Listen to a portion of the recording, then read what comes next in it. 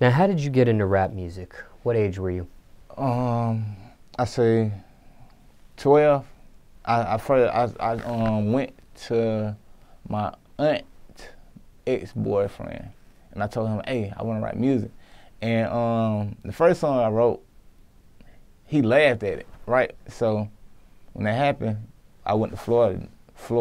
Because I stopped after he laughed at it because I got discouraged. I was a little kid then, so my mama ended up getting married to a dude in Savannah, and he had a son that rap and sang. So one day I told him, I said, hey man, I wanna do music.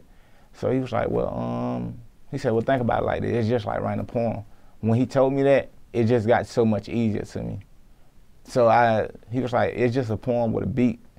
So when he told me that, I just took it and ran with it, and ever since then I've been rapping. Any musical influences? Anybody that inspired you? Yeah, hell yeah. Dro, T.I., especially Tupac.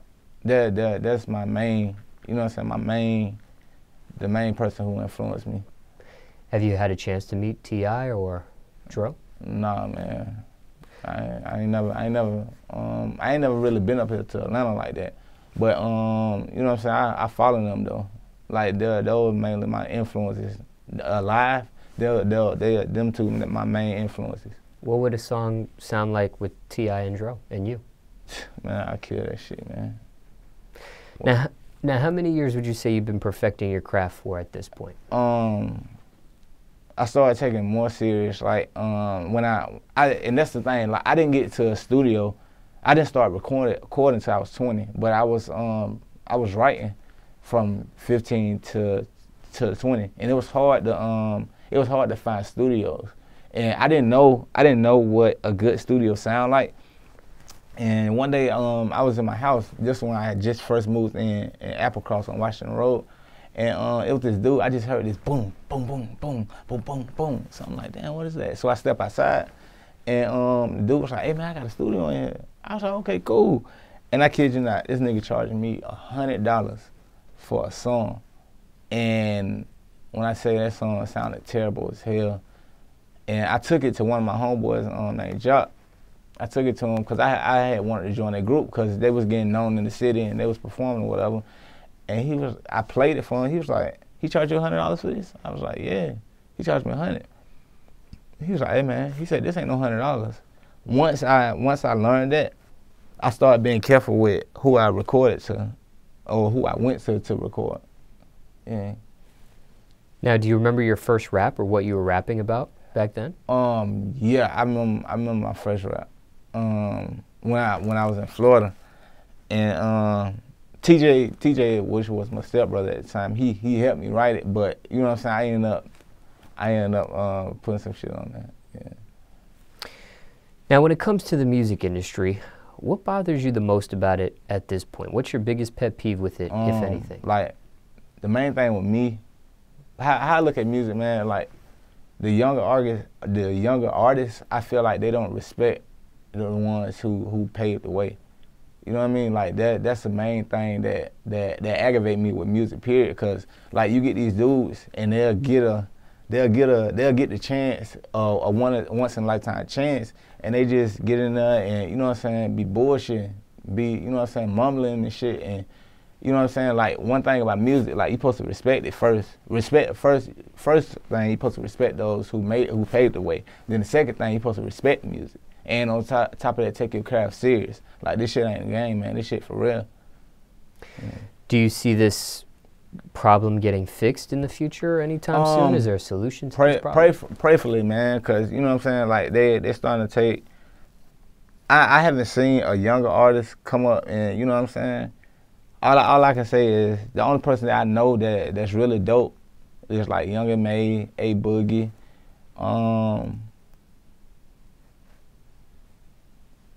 Like as far as like the rap scene right now, they're the only ones. And I say TK and Rich the Kid. Now all the other dudes that's surrounding them, I don't know. When you're in the studio, top 3 things you need in the studio? Just me, man. And the beat, and my dope producer. And that's it. That's the main thing. All I need.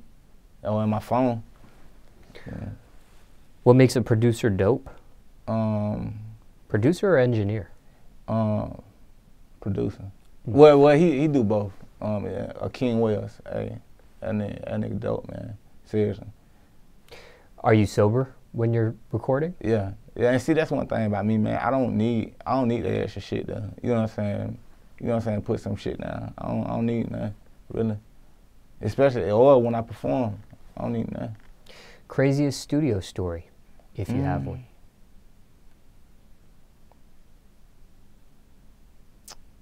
Nothing yet. Nah, nothing yet.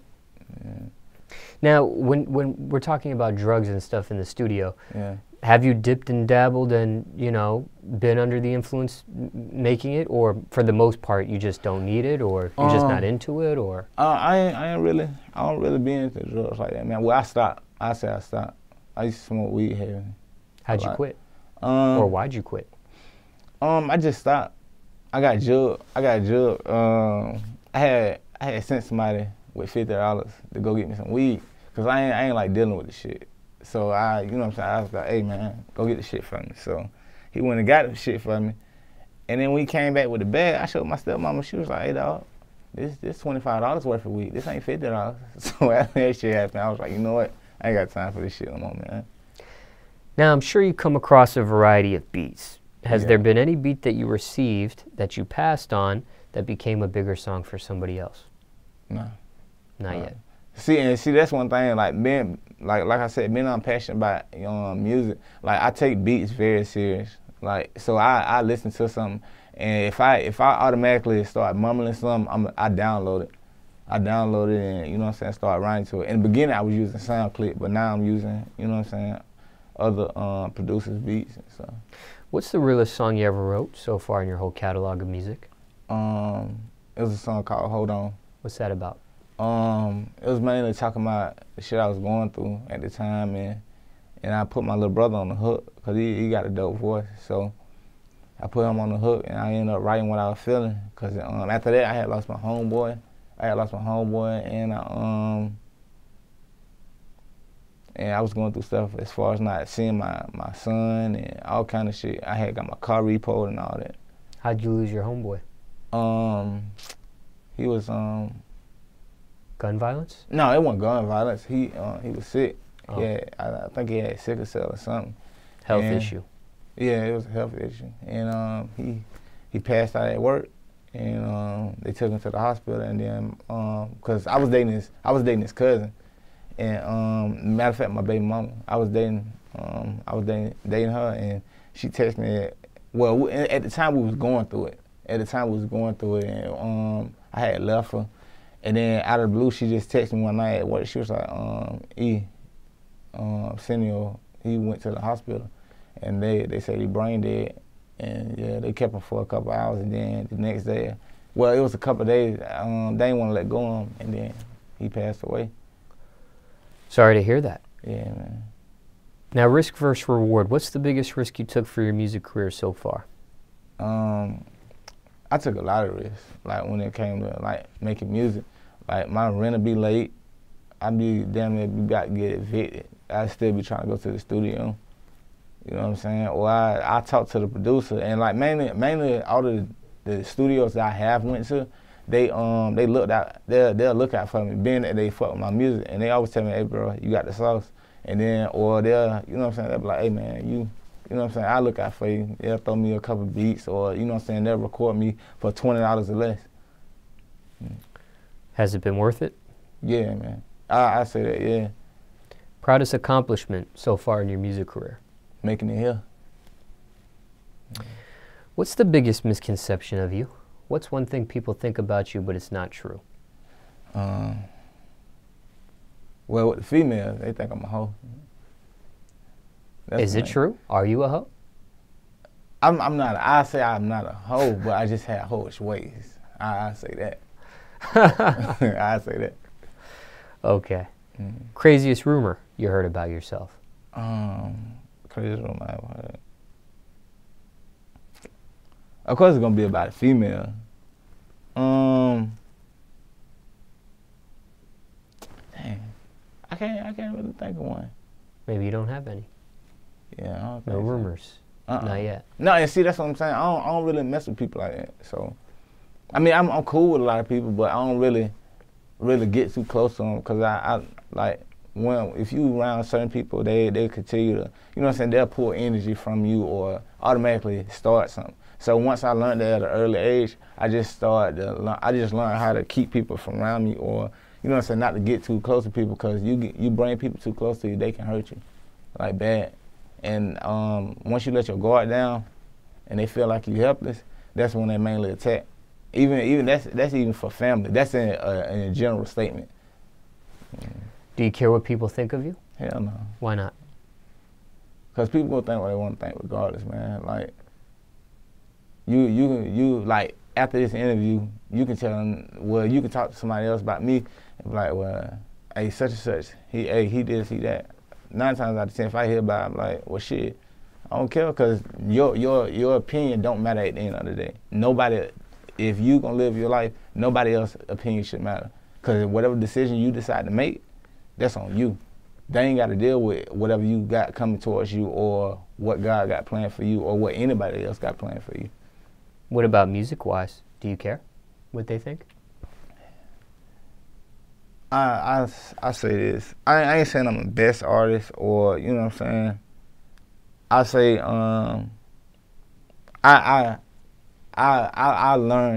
have learned how to get critique, but if somebody be like, oh, I don't like what you just said, I'm like, what you mean you don't like what I said? I'll explain it to them more. Like, if I got a punchline, I write a punchline down. You know what I'm saying? That's mainly my thing. So I'm like, you ain't hear what I just said? Yeah, man. What are your keys to success? Stay focused, determined, and don't let nothing get in your way.